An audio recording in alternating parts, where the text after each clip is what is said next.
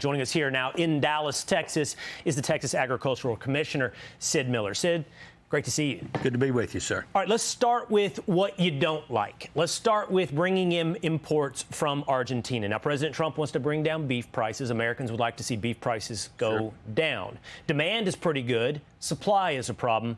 Why is it a problem to bring in beef from Argentina? Well, first of all, I agree with President Trump. Beef prices are a little too high for the consumer. He campaigned on bringing grocery prices down. We got the price of eggs down. That's worked out just fine. And we do need to bring the price of beef down. I just have some other suggestions besides what he's doing. The Argentine beef, there's two problems with it. Number one, it's very low quality. So we have to use it for hamburger meat only.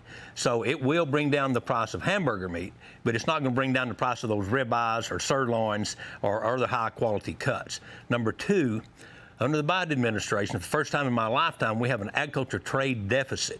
We are buying $48 billion more food than we export. We've always been a breadbasket of the world. We fed ourselves and everybody else, but that reversed under Biden. So continuing to buy food from outsourcing our beef from another country makes that problem worse. My suspicion is Brooke Rollins at the USDA, President Trump would like, as well as you as the Texas Ag Commissioner, to have domestic beef. Everybody wants to buy American beef.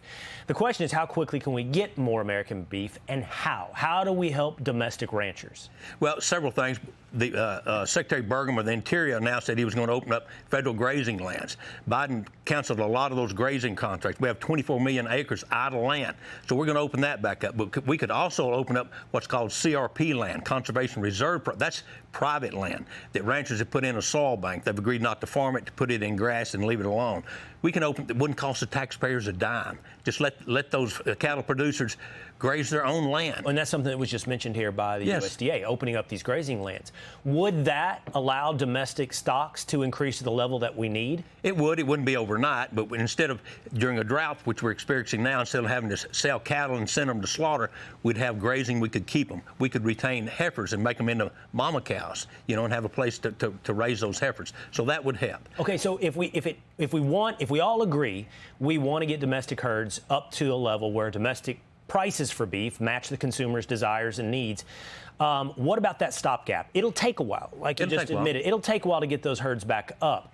Is importing Argentine beef in the interim a good solution to get prices down? Well, like I said, it will bring the price of hamburger down. But there is two more things we could do that will actually bring the price of beef down that doesn't hurt the American rancher, actually help him. Number one, we could do a tax incentive. These cow-calf producers are making pretty decent money right now. They could use a tax break. So we could use a tax credit much like the child tax credit. You get $1,000 off if you have a child 17 or under, right off your income tax. So we could give them a heifer retention tax credit.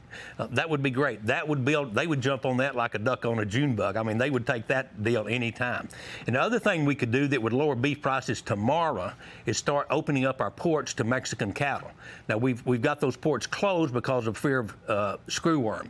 But if we do it right, we can bring those cattle in without fear of spreading the New World screwworm, and that immediately would lower the price of beef. I'm afraid that's a conversation you and I would have to have over a longer period of time. How to deal with, how to be safe from that New World screwworm. But we do want to get prices down, and we do want the American rancher to succeed and be the beneficiary of this new demand for beef in America. Everyone's acknowledging, eat beef.